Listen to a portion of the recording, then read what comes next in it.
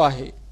अवांखे अहम ख़बरूं कराची खां त आईजी सिंध रफ़त मुख्तार जी सरबराही में अमन अमान बाबति इजलास थियो आहे। एडिशनल आईजी खादिम हुसैन रिंद पारां ॾोहनि ख़िलाफ़ जारी कार्रवाइन बाबति ब्रीफिंग ॾिनी वई आहे। अवांखे ॿुधायूं त गैर कानूनी तौर तरसियल परडेन स्मगलिंग समेत स्ट्रीट क्राइम जी रोकथाम बाबति आगाही ॾिनी वई आहे। आईजी सिंध चयो आहे त गिरफ़्तार थियल परडेन खे जल्द खां जल्द डिपोर्ट कयो वञे।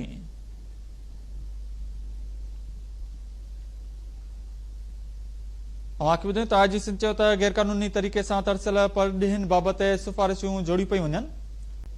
अवांखे अपडेट क्यू कराची खां त आईजी सिंध रफ़त मुख्तार जी सरबराही में अमन अमान बाबति इजलास थियो आहे। इन हवाले सां वधीक तफ़सीलनि लाइ सां लाइन ते मौजूद आहे अब्दुल्ला सोलंकी। जी अब्दुल्ला, अपडेट कजो।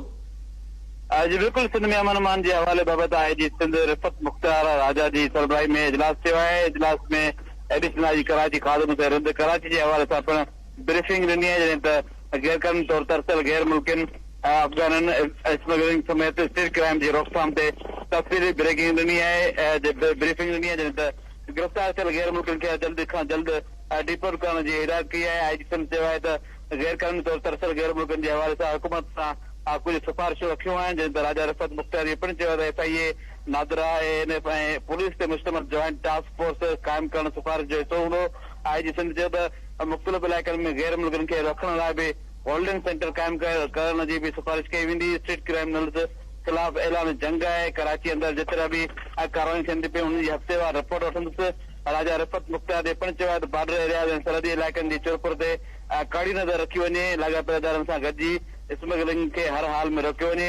आईजी सिंध नई पुलिस टीम शहर में अचण ते पिणु जेको आहे सो एडिशनल आईजी खे भले वेलकम कयो। एडिशनल आईजी चयो त नई पुलिस टीम शहर में अची वई आहे। ॾोहनि ऐं मुलविस जवाबदारनि ख़िलाफ़ कार्रवाई कई वेंदी, जॾहिं त एडिशनल आईजी कराची खादिम हुसैन रिंद पिणु चयो आहे त ज़ीरो टॉलरेंस पॉलिसी अख़्तियार कई वई आहे, कंहिं बि ॾोहारी खे बख़्शियल कयो वेंदो। जी, वॾी महिरबानी अपडेट करण लाइ अब्दुल्ला सोलंकी।